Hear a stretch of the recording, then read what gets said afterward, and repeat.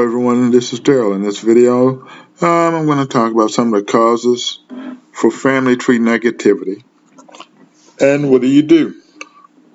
Well, what I mean by negativity, you bring up the subject often when people see me at family events. 9 out of 10, if I'm not taking pictures, I'm asking family tree questions. Well, there are those who will have no issue with it. Then there are those who become uncomfortable. They don't want you to know the secrets. They don't want the secrets to come out. They don't want you to know that the child was produced as a result of rape, incest, or something else that's uncomfortable to talk about. You know, you have kissing cousins, so on and so forth. You have individuals who have children by married men and vice versa. And, it makes them uncomfortable. Who's your baby? What's your baby's daddy's father? And they don't want to talk about it. They don't want to tell you it was a booty call, so on and so forth, a one-night stand, so on and so forth. They don't want to tell you that the baby is, by their second or third cousin, although he may look just like that person. But hey, they don't, even if you know it. I mean, lots of times I pretend I don't know when I know. So to make a long story short, when you have all, different situations, individuals having children by their sister's boyfriend and so on, it's better to do something than nothing. And here, let me go, give me a second. All right, so I'm going to use my test dummy here, Donna. All right, my example person. So we're going to pretend Donna's father Dawn is a product of incest.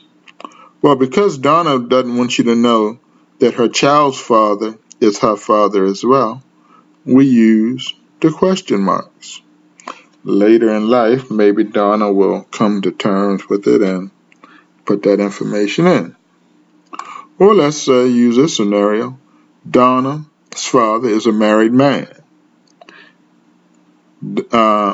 Samantha's father is a married man. So Donna doesn't want you to know that her child's father is a married man, and the child's father doesn't want you to know it neither. They know it, but they don't want you to know it. So, again, we use these question marks. If Samantha was adopted, and the adopted father didn't want to acknowledge his information, his name, so on and so forth, again, we can use the question marks.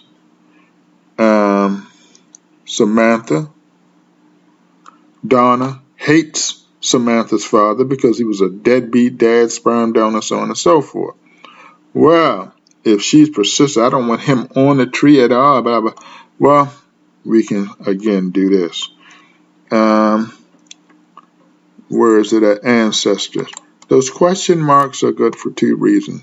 One, it won't appear as unknown. Just because it's unknown doesn't mean it's unknown. It just hasn't been filled out.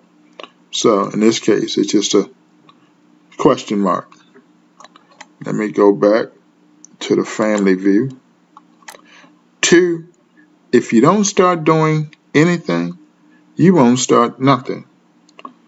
And this is one of the main reasons we as a people, we don't know a lot, or many of us don't know a lot of our family history because something happens and everybody wants to pretend that it doesn't exist, and we only want to tell the good stuff. And since there's so much bad stuff, and it doesn't have to be a lot of it, it could be just one bad incident. Incest. Cousins have, and we rather not talk about it amongst the others. Someone told me once upon a time, well, we're gonna do a tree amongst my siblings. And that's it. Basically, we don't want everybody else to know. And, that poses a problem. because if you continue that cycle, you won't know. There was a situation where, there are lots of situations where a family member passes and you're sitting in the funeral home looking like a fool because you don't know anything about your parent. Very little, if any, about your parent. I've seen obituaries. I think one I've seen where, give an example, you have multiple children. The deceased had multiple children. Multiple siblings. Had multiple. They had so-and-so had X number of siblings, 20 siblings. And when you read the obituary, they were only able to list 3 or 4 out of 20 siblings. You're only able to list 3 or 4, and again, that's because many on that end, they choose to not break that cycle. You don't break that cycle, it just continues. The ignorance continues, and so again, 2 question marks. That's a start. That's better than nothing at all.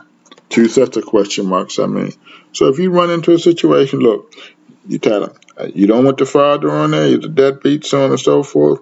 You don't want everybody to know that that's your father's child. You and your son or your daughter share the same father. Use question marks. Keep it moving, but don't allow it to stop you from your history, your descendants from their history, your great-great-great-grandchildren.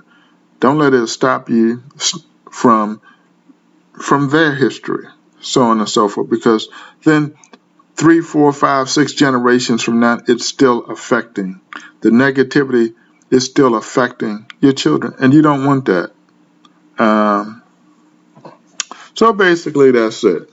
If you have any questions, give me a call, text me, so on and so forth. Thank you, and have a nice day.